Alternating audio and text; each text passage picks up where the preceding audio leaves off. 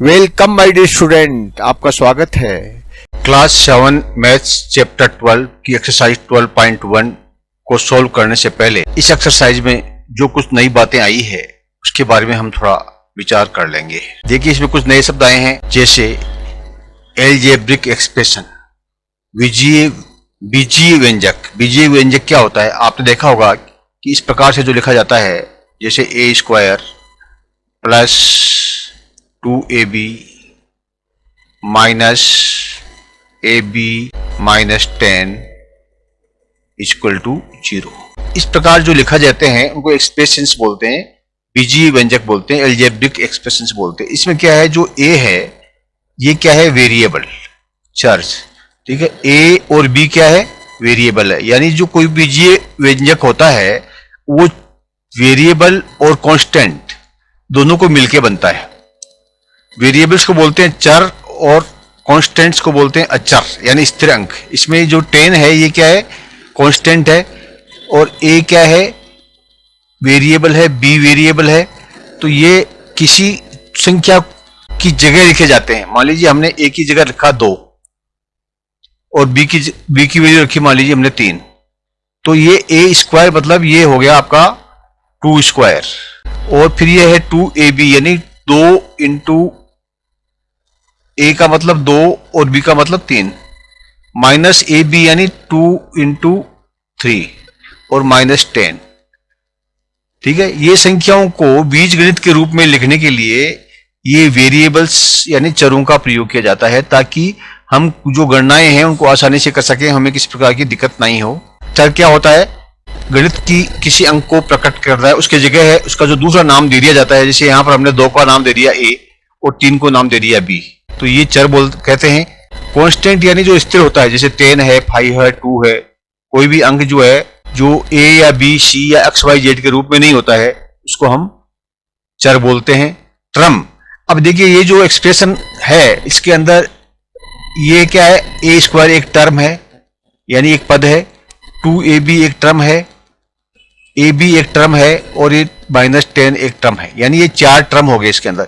जो plus minus या division और मल्टीप्लिकेशन के जो साइंस हैं, मैथमेटिकल साइंस जिसको बोलते हैं, उसके आगे पीछे जो संख्याएं होती है उसको हम बोलते हैं टर्म्स। फैक्टर्स को मिलकर के टर्म बनाया जाता है। देखिए ये a स्क्वायर है, तो a स्क्वायर में 2 फैक्टर हैं, कौन सा? a और a। 2ab में क्या है? 3 फैक्टर हैं। ठीक है, 2 और a और b, गणित में 2 इंटू 2 इंटू 3 हो गया। इसमें भी 2 फैक्टर है, 2 इंटू 3 या a इंटू b, ये फैक्टर हो गए। और यहां पर एक फैक्टर है 10 माइनस 10, तो ये इसको बोलते हैं फैक्टर्स। फैक्टर्स को फैक्टर्स को मिला करके टर्म बनाई जाती है, यानी पद बनाया जाता है।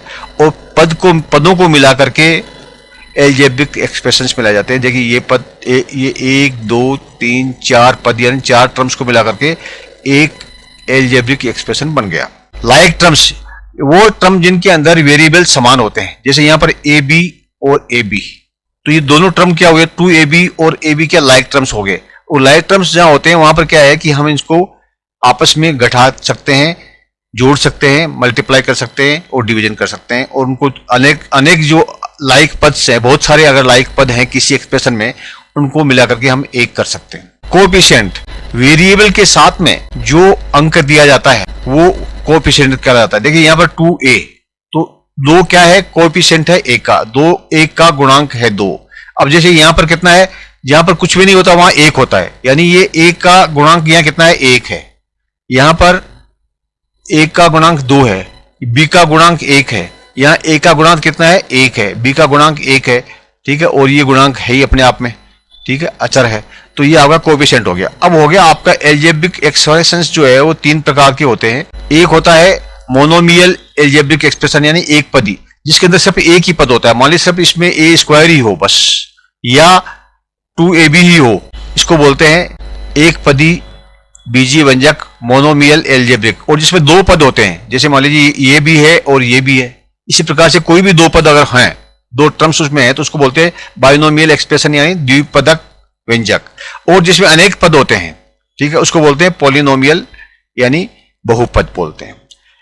एल्जेब्रिक एक्सप्रेशन को जो है किसी प्रकार से हम इंटरचेंज कर सकते हैं, आगे पीछे कर सकते हैं। जी हमने लिखा कि ए स्क्वायर प्लस 2b², इसको आप कैसे भी लिख सकते हो। आप इसको पहले लिख दो 2ab, फिर लिख दो ab a स्क्वायर या माइनस ab और बराबर 0, और ये माइनस वाला 10 है, इसको आप इधर ला सकते हो, प्लस कर सकते हो।